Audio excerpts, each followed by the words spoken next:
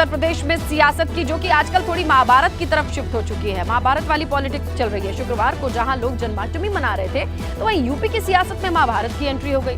कैसे? चाचा शिवपाल ने अखिलेश यादव को इशारों में कंस कह दिया, तो अखिलेश यादव ने भी करारा पलटवार किया है। अब संभव यह है कि अखिलेश के इस बयान पर शिवपाल यादव फिर से हमला बोल सकते हैं।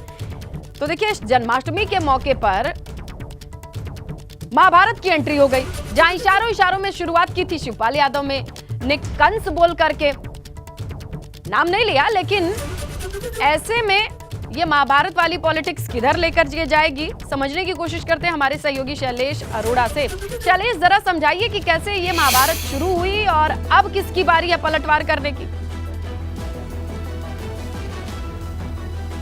देखिए, निश्चित रूप से अगर बात करें तो चाचा भतीजे के बीच में एक दूसरे पर तंज कसने और वार पलटवार का बयानबाजी का सिलसिला लगातार जारी है। और यह सिलसिला और भी तेज हो गया जब से आधिकारिक रूप से कह सकते हैं समाजवादी पार्टी की तरफ से उनको यानी शिवपाल यादव को, प्रसपा को कहीं भी जाने के लिए स्वतंत्र करने के लिए पत्र एक लिखा गया था। और उसके बाद में देखिए, एक तरफ तो कृष्ण जन्माष्टमी की बधाई दी शिवपाल यादव ने, जो प्रसपा अध्यक्ष है, लेकिन दूसरी तरफ उनका जो पत्र था वो कहीं ना कहीं उसमें भी सियासी रंग नजर आया।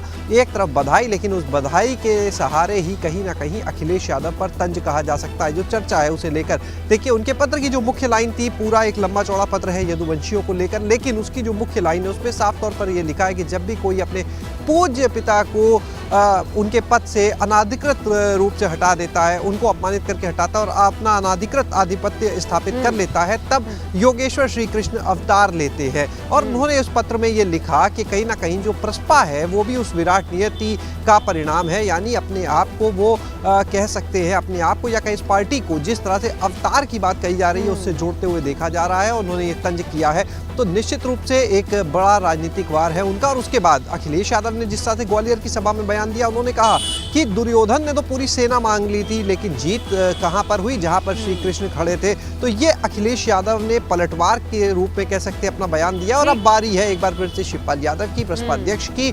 देखना होगा वो अखिलेश यादव के इस बयान का किस तरह से पलटवार करते हैं, क्या बयान देते हैं। लेकिन इतिहास का ज्ञान भी बढ़ाया जा रहा है, अध्यात्म भी जुड़ा है। देखते हैं कि अब क्या नई अपडेट आती है। शुक्रिया शैलेश तमाम जानकारी के लिए। देखिए, उत्तर प्रदेश की सियासत में किस तरीके से महाभारत की एंट्री हो गई है।